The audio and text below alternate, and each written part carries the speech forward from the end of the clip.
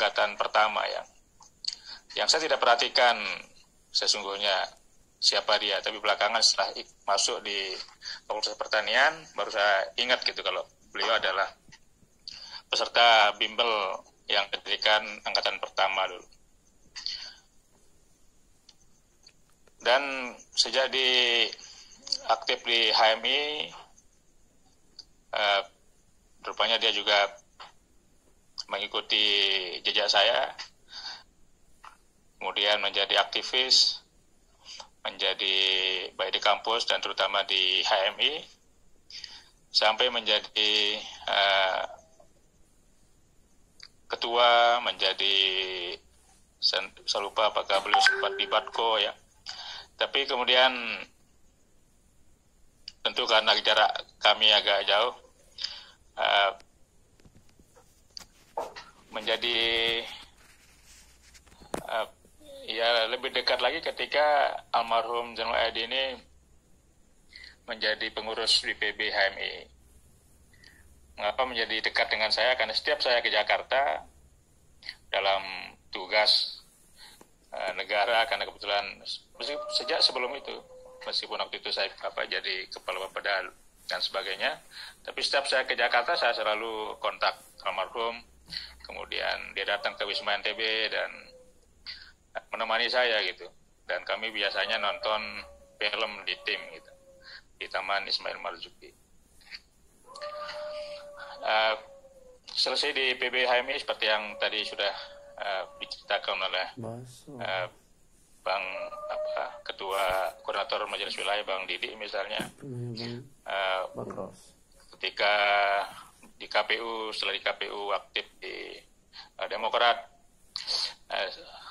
selalu berurusan atau berhubungan dengan saya, termasuk menjadi direktur utama di PT perusahaan daerah PT GNE, karena itu milik Pemda, tentu komunikasi dengan TGB bisa langsung, bisa lewat saya, dan alhamdulillah beliau laksanakan tugasnya dengan baik sampai kemudian harus mundur karena sempat mencalonkan diri menjadi wakil bupati Lombok Tengah kalau saya tidak salah waktu itu. Dan seterusnya yang interaksi dengan saya setelah pulang dari menyelesaikan tugas di PB sangat intensif. Saya yakin teman-teman, adik-adik saya sangat setuju dengan saya bahwa seperti yang dikatakan Bang Doli, kemudian Cak Anas tadi, itulah almarhum. Jadi kepedulian terhadap organisasi saya kira itu nomor satu. Solidaritas sesama teman sebagai teman itu juga nomor satu. Jadi beliau sangat baik lah dalam konteks bagaimana membangun komunikasi ya, dengan saya sebagai seniornya maupun dengan senior-senior yang lain. Saya kira tidak ada yang dibedakan gitu. Dan kami sebagai senior merasa tentu sangat terkejut ya ketika hari itu saya mendapat telepon dari seseorang, dari kawan saya Pak Ilham, yang menanyakan, Pak Ros, betul enggak Zainul Aidin meninggal? Wah, yang benar ente, saya bilang. Iya bro, saya dapat ini WA dari tidak jelas ini siapa ini. Begitu saya cek, ternyata beliau memang sudah di grup sudah muncul. Ya lagi-lagi setelah saya renungkan, itulah perjalanan hidup yang sudah ditakdirkan ya. Saya tadi silaturahim ke Selagalas ya, bersama Nyonya. Saya mendapat kesan dari cerita itu, ya memang beliau almarhum berangkat itu sudah dalam rangka menjemput takdirnya gitu. Dia sudah dilarang oleh mentor anaknya yang di SMA Taruna Nusantara untuk datang karena sudah ditangani anaknya dengan baik, tidak perlu khawatir dan sebagainya. Tapi tetap beliau berkeras harus berangkat. Dan ketika sampai untuk berangkat sekarang kan harus ada PCR. PCR bisa diperoleh dalam waktu Satu hari pas di bandara ternyata harus tidak hanya PCR tapi harus kartu vaksin, sertifikat vaksin. Ternyata vaksin almarhum belum vaksin gitu. Akhirnya vaksin lah di bandara gitu. Kemudian secara teoritis vaksin pertama itu justru bukan menguatkan imun, tapi dalam proses kepenguatan itu ada proses pelemahan dulu gitu. Nah, itu yang secara keilmuan terjadi saya kira dengan almarhum, di mana dalam proses vaksinasi pertama itulah dia bersentuh, dia capek ya. Kan kita tidak boleh capek, disarankan oleh petugas yang memvaksin kita. Ketika ini pengalaman kita yang sudah vaksin, Pak, setelah vaksin Bapak harus banyak istirahat, kalau ada apa-apa silakan kontak nomor ini dan seterusnya. Nah, saya yakin itu juga terjadi pada almarhum, dinasihati seperti itu, tapi karena demi anak, kemudian almarhum berangkat ke Jogja ya, untuk menjenguk anaknya yang terpapar COVID, yang konon sesungguhnya sudah mulai baik kan gitu. Itu yang saya cermati cerita istrinya yang kemudian akhirnya pada suatu malam menelpon ke rumah menyatakan sudah tidak kuat dan sebagainya, bahkan minta untuk disiapkan kuburan yang di sebelahnya harus dikosongkan supaya nanti insya Allah saudaranya nanti istrinya meninggal akan dikuburkan di sebelahnya. Luar biasa gitu. Ini juga membuktikan sebagai seorang suami, sebagai seorang bapak, almarhum adalah orang yang sangat baik gitu.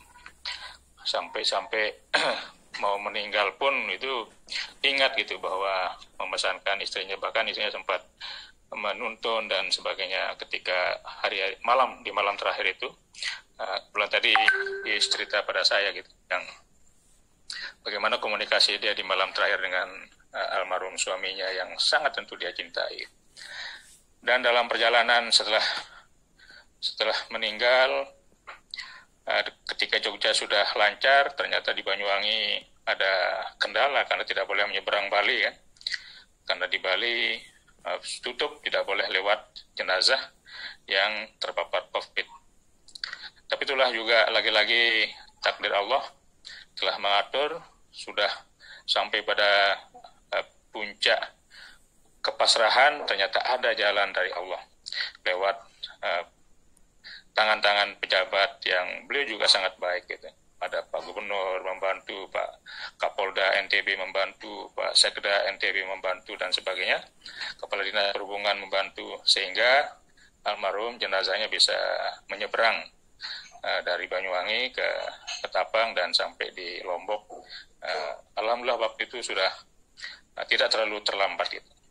Tapi itulah perjalanan yang menurut saya juga bagian dari takdir Allah yang menunjukkan almarhum adalah orang baik sehingga bisa dimakamkan sesuai dengan harapan almarhum. Rekan-rekan sekalian, tentu dalam kesempatan ini atas sebagai senior, sebagai sahabat, sebagai saudara, saya bersaksi bahwa beliau adalah orang yang sangat baik gitu. Dan saya sangat yakin beliau, saya doakan meninggal dalam husnul khotimah sesuai dengan hadis, selesainya pukul 5 pagi ya. Nah, saya termasuk yang tidak lulus itu, hanya beberapa kali ikut, kemudian waduh ini saya istilah kita waktu itu pulsa terbatas kita ini kalau malam gitu. Tapi tidak menyurutkan ya, banyak orang yang datang pergi tidak menyurutkan keistiqomahan beliau untuk tetap melanjutkan itu sampai saya dengar Hamdan cerita 27 tahun ya, luar biasa. Pokoknya sejak beliau pulang kemudian menjadi dekan, setelah menjadi dekan menjadi kepala pusat. Nah, setelah menjadi kepala pusat penelitian bahasa dan kebudayaan, itulah diskusi itu dimulai. Jadi waktu itu saya menjadi kepala pusat penelitian pedesaan, beliau di P2BK gitu.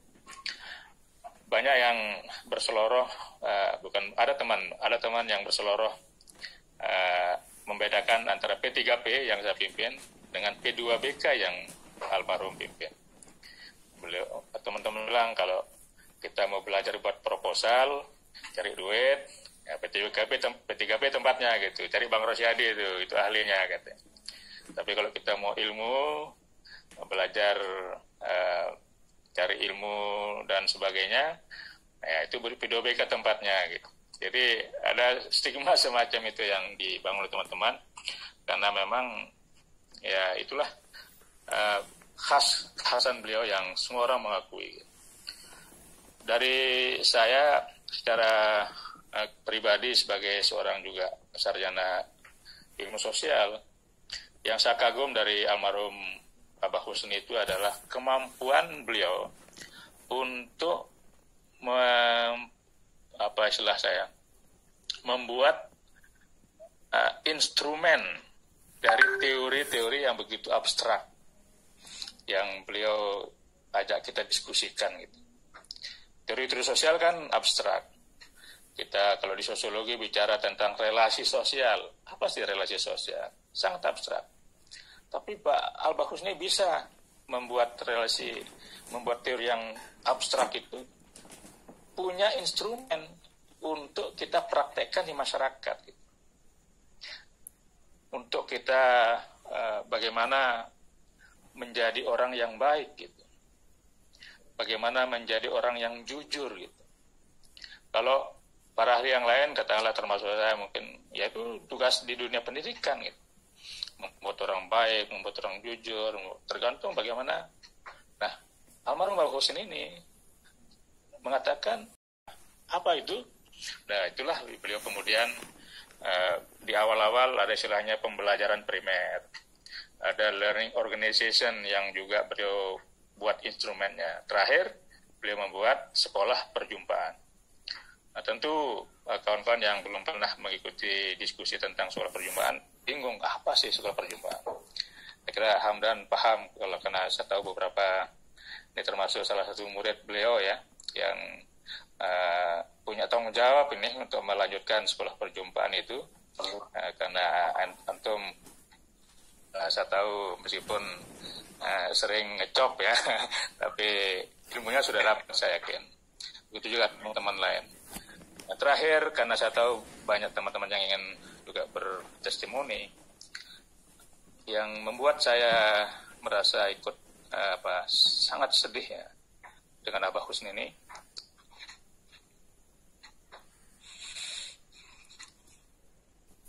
Dia berpikir soal keberterimaan ya antara sesama manusia di masyarakat kita ini, di masyarakat Sasak ini. Apa tugas Mas itu? Wah, dikritik. Itu tugas dia. Tapi apa fakta sekarang? Belum selesai kita ini, kata. Buktinya apa? Itu masalah bandara saja. Seperti itu tanggapannya. Itu artinya keberterimaan kita ini sebagai warga bangsa yang dikatakan berlabel Sasak ini belum selesai. Tugas Mas itu masih panjang, masih banyak, masih kompleks. Menyelesaikan urusan kita sendiri.